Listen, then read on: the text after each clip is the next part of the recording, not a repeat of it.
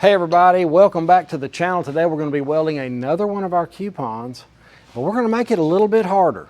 We're going to throw some high-low in it because that's going to happen to you as well, especially when you're in a ditch, when you're, all the elements are there, there's water in the bottom of it, and just you name it, it happens. But if you know how to beat it, then you're that much further ahead, and it's always on the bottom, the hard part. So we're going to put it on the bottom. I'm going to put the camera on this just like I did the other day so you can see it. The point is to beat X-ray every single time no matter what. Because, I think 1104 is like an inch of IP and 12 inches or something like that. One of you inspectors let me know. But the point is to not put any IP in it. If I thought it had IP, I would go ahead and grind it thin and run it back through it. Just, you don't want any problems, and it's a bummer to go back and fix something. It wasn't my fault! You miserable slug. It's time consuming and makes you look bad, so just go ahead and knock it out. So I'm going to cut one of these tacks and twist a little high-low in it, and we'll put what I like to call a soaking bead, a thick, where you're really pushing it up in there to kind of hide that imperfection, that high-low. Now, at the end of the video, I've been reading some comments and catching up on things, and I got some heat from an inspector. I'll read you the comment later, but I want you guys to know I have always got along with inspectors all through my career. A lot of them are my friends. I like to give them a hard time, but there was one. His name is Picky Mickey. Well, that might be your problem. It's not what you like, it's the consumer. And I'll tell you that story at the end of this video, but right now, let's weld. And before we get going, please hit the like button, subscribe, and ring the bell. It helps me, and I would appreciate it. Let's go.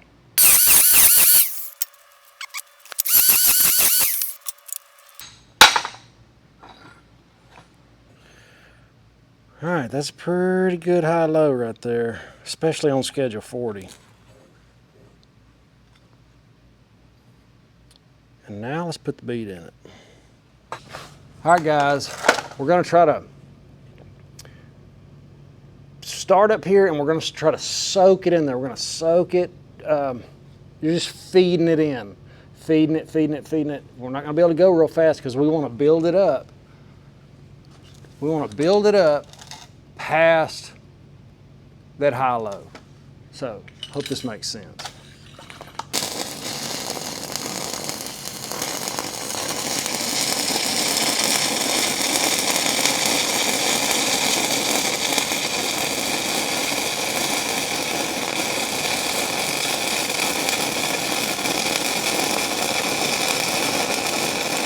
I'm just pushing a little bit and taking little steps. Uh-oh.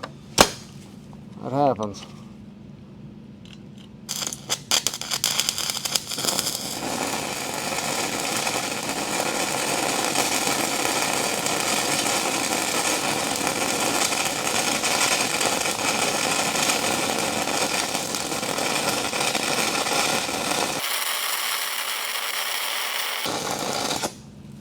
So you see where I left off? That's what happens when you're trying to put a really big bead in there, okay? Okay. It's a little dimple. So what we're gonna wanna do is taper this, not the hole. You do not wanna taper that hole, but we're gonna taper on the underside right up in here. So let me flip it over.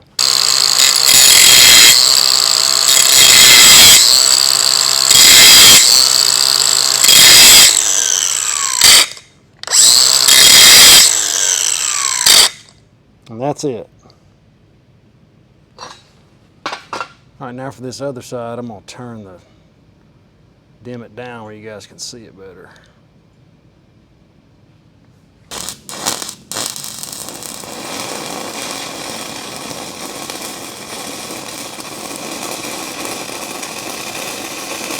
Just soaking it in there.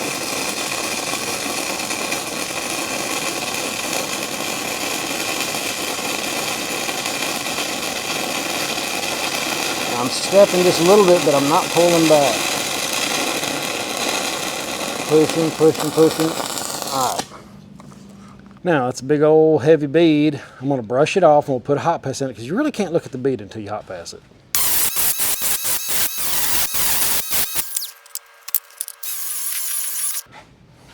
Okay. Okay. Issue, and this is a lot to do with having a really heavy bead. Now you can see right there, there's a little bit of IPD, and that is very, very common when it comes to high-low, especially on your tie-in on the bottom, okay? Okay. That would probably be fine on a pipeline or something like that. That's probably not enough to call, but that's not acceptable. But this gives me an opportunity to show you how to fix it. Especially if you didn't know, you were unsure, and you knew there was high-low, and you didn't know, you weren't quite sure about your tie-in. All you have to do, guys, is grab your grinder and go in to where the tie-in was. That should be enough. You don't want to grind it too thin, you just have more problems. So,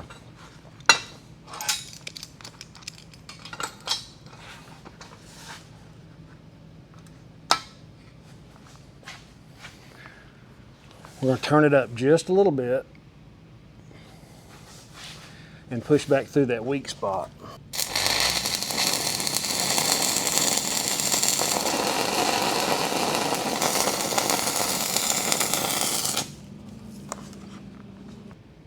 We're in there. It'll look better after the hot pass.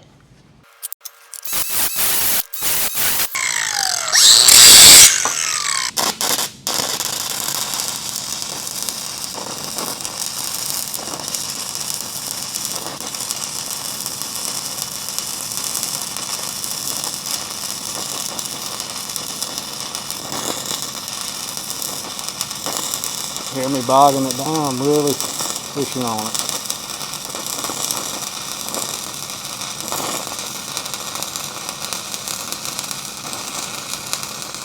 I mean, not hard, don't get me wrong. Going past the bottom a little bit, long step. I'll do the other side.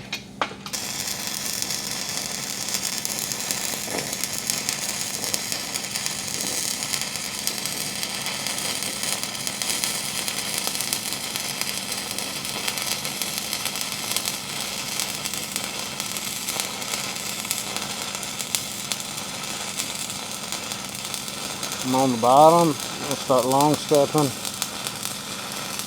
make it all look the same.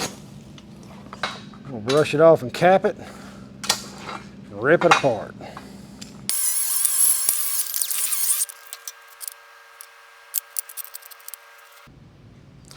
All right, here's the bead. See how heavy it is? But it covers up. Now they're going to see that shadow. The same thing you're seeing, they're going to see that. But it's above that, above all that. There's no undercut. It's in there. Our hot pass is a hot filler because this is schedule 40. And now I'm going to cap this with a 532. Yesterday I used a 5mm.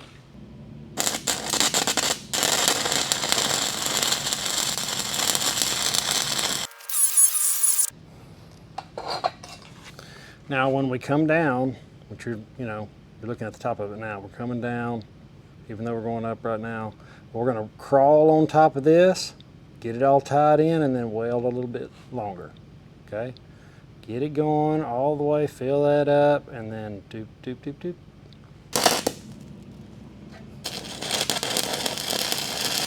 When you got old rods, go ahead and burn it off on something, get it going, and then restart.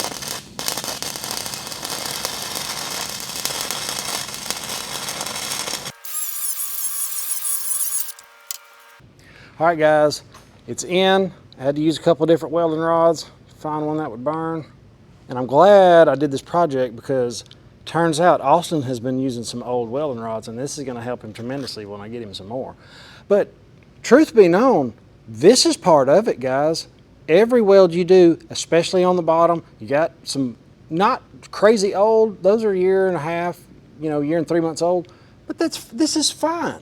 You know, that's what you want. On the bottom, it walks up. It's not low at all. So I want to show you welds that aren't perfect, that are still good for x-ray. Because there's this thing on YouTube where all these TIG welds walking the cup and it's beautiful and all this stuff. They're not showing you the bottom. They're not showing you, you know, real life situations that happen every day in the field. So we've got a good cap on it. We've got a good bead in it. That high-low is gone. It's still in there if you look at it that way. Look how that, that's quite a bit. So I'm going to saw this baby in two and I'm going to rip it apart just like yesterday and see if there's anything in it. Let's go.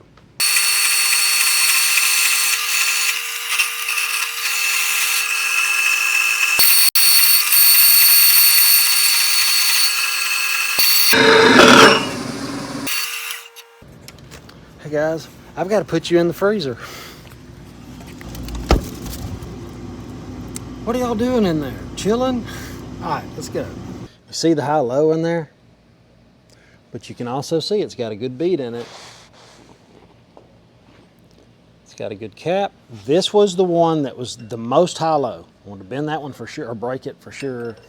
And this one is dead off the bottom. That's the button on the bottom, and that's the spot we had to push back through, if you remember that. So I'm going to rip them apart and take a peek inside. I don't know why my phone's getting so freaking hot. It is aggravating.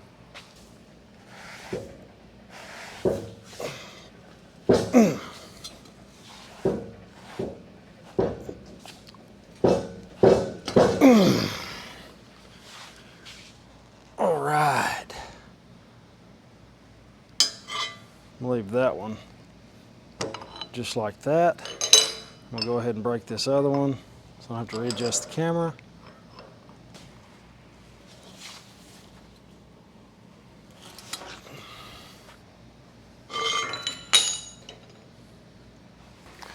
All right guys, we're gonna look at these straps. And if you guys don't have these, I love them. I have rolled out many a Welds and a t-shirt wearing these. Okay, I left them just like this because I want to be completely honest with you guys. And you're seeing it before me. I'm gonna have to flip the camera around, I guess. But that's what that one looked like. Is that some slag in there? I'll zoom in on it in a minute. And now this one, I think it's clean, but let me flip the camera around because I know you inspectors want to see the inside of it. Okay, this was the one with the most high-low, and it's actually this way. And looking at this first one, it looks like there could be some slag, but that's actually just where the saw went in. And I'm gonna let you inspectors tell me. You see any slag? Okay, I'm gonna say no. And this one looks, is that a little speck? Right there? Let's see.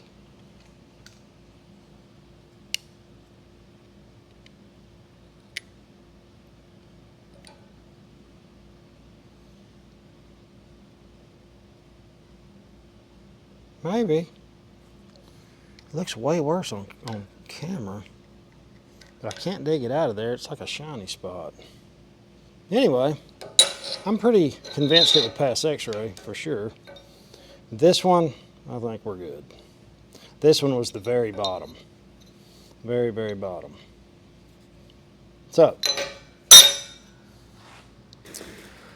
all right guys, that is the welding today. Now, I was going to tell you about the story about the inspector that I couldn't get along with.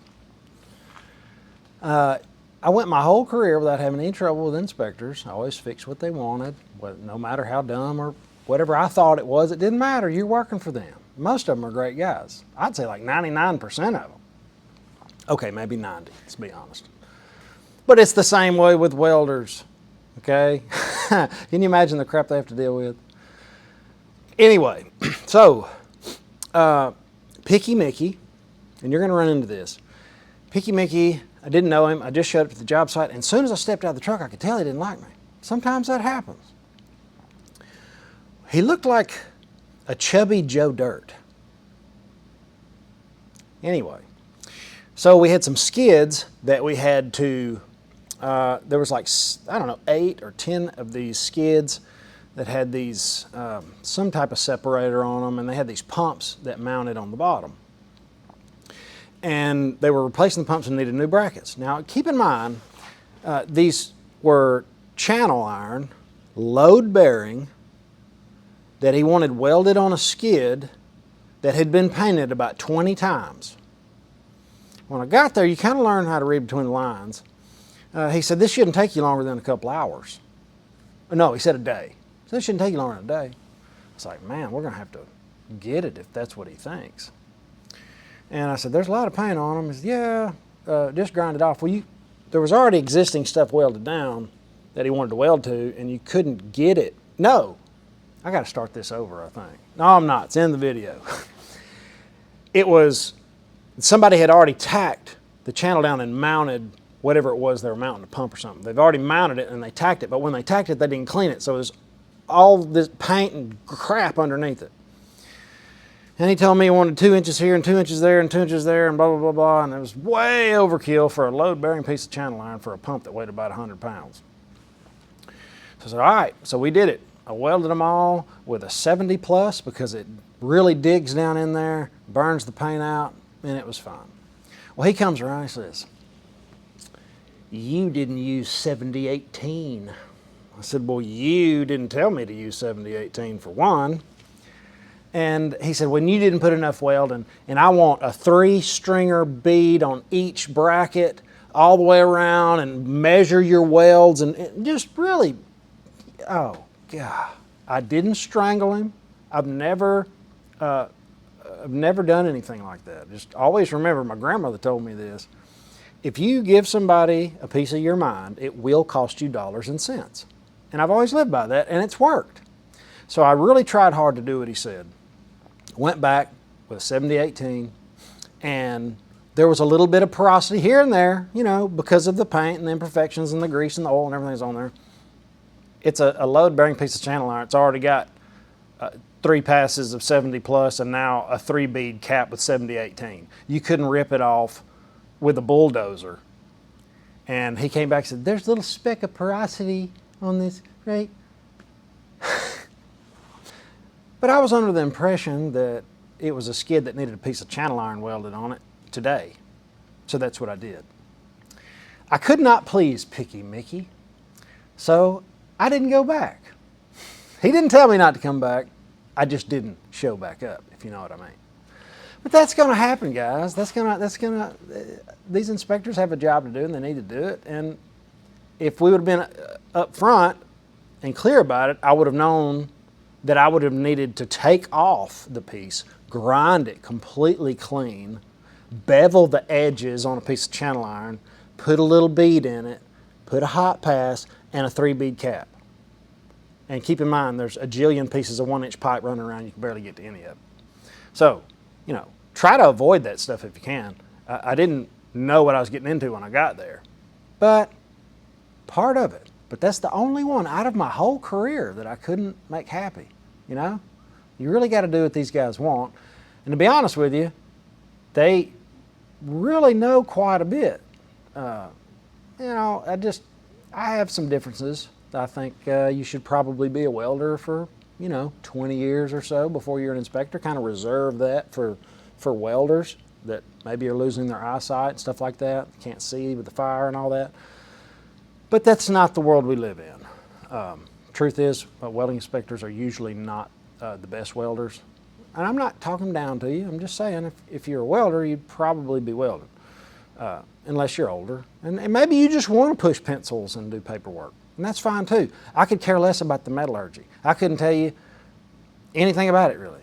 All I know is how to make it right and how to weld it every time, pass X-ray, and make everybody happy. And that's all you need to know to make a bunch of money and save that money. Try to put off those urges to buy side-by-sides and boats and all that fun stuff and invest in assets that pay you to own them, and you won't have to do it forever. That's the point. Guys, have an awesome day. I'll see you in the next one. Later. That is not appropriate behavior, okay? I'm sorry, Mr. Mackey, okay? That's okay. Just don't let it happen again.